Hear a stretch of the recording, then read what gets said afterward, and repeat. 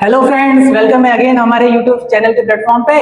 तो जैसे कि आपको अगेन मैंने वादा किया था, आज हम causes for the failure of Hindu kingdom पढ़ेंगे गौरी के टाइम पे, कि एक्चुअली गौरी से वो सब हारे क्यों, रीजन तो ये ना।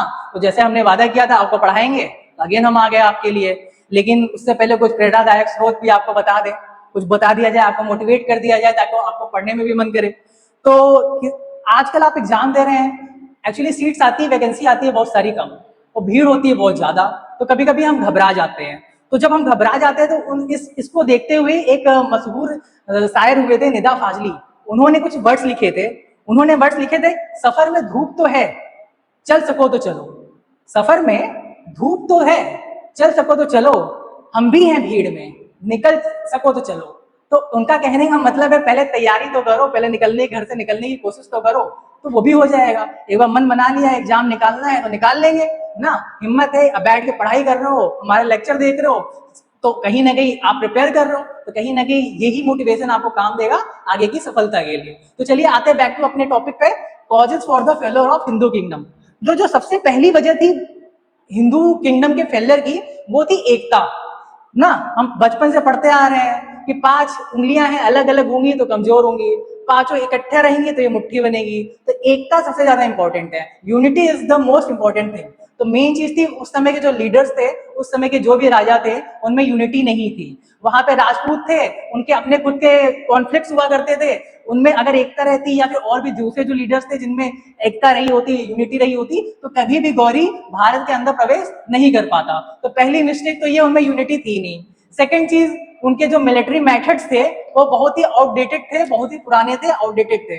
ठीक है, कहने का मतलब ये है कि अगर मान लीजिए आपको हम तीर कमान दे दे और हम AK-47 लिए रहे हैं, तो जब तक आप तीर निकालेंगे तब तक तो काम ही हो जाएगा AK-47। तो उस समय वही माहौल था कहीं ना कहीं। तो मिलिट्री मेथड जो पुराने थे, ऑब्वियसली जो मॉडर्न टेक्नोलॉजी होती है वो कहीं ना कहीं जो आज की टेक्नोलॉजी से होती है वो हमेशा बेहतर होती है। इसीलिए हम लोग को अब हमारी क्लासेस भी हो रही है, पहले की क्लासेस ऑफलाइन ज्यादातर होती थी और ज्यादातर ऑनलाइन क्लासेस हो रही है, तो कहीं ना कहीं बेहतरी होती जा रही है, वो चीजें फैलती जा रही है। तो उसी टाइम पे कहीं ना कहीं इसकी पुरानी मिलिट्री मेथड्स की वजह से भी भारत को सफर करना पड़ा।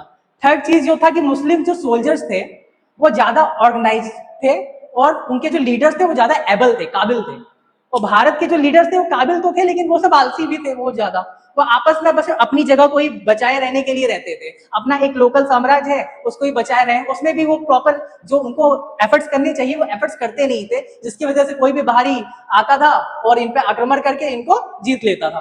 तो मेन चीज एक ये हो गई कि मुस्लिम सोल्जर जो थे वो बेटर ऑर्गेनाइज थे, और थर्ड चीज वो एबल ज्यादा लीडर्स थे उनके।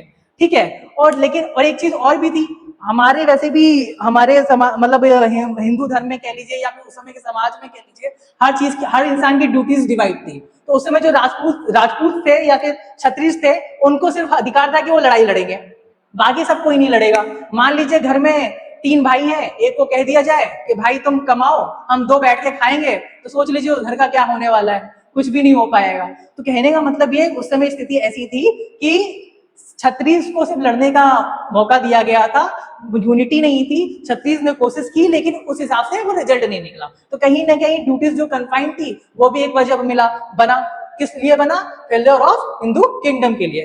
तो आज हमने इस लेक्चर में क्या कवर किया, क्या कारण थे हिंदू किंगडम के फेलियर के लिए, गौरी के भारत में प्रवेश करने के लिए, बाद में दिल्ली सल्तनत के पनपने के लिए। तो अब आगे इसके नेक्स्ट लेक्चर में हम लोग दिल्ली सल्तनत का जो स्लेव डायनेस्टी है उसको स्टार्ट करेंगे कुतुबुद्दीन ऐबक से। तो उसको देखने के लिए आपको नेक्स्ट वीडियो पे जाना पड़ेगा, और हर बार की तरह उसको लाइक करना पड़ेगा, सब्सक्राइब भी करना पड़ेगा, और हमारे चैनल के लिए कहीं ना कहीं फुल सपोर्ट भी करना पड़ेगा। Thank you.